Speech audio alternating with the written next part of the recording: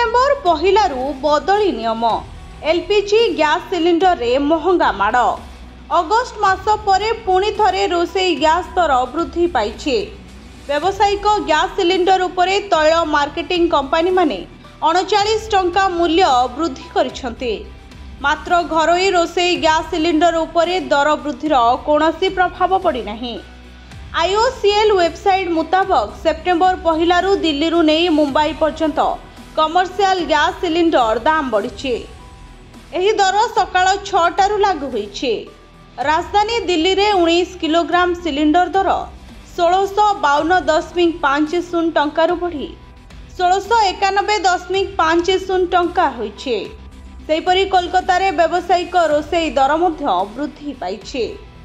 Bureau report भंजौता news.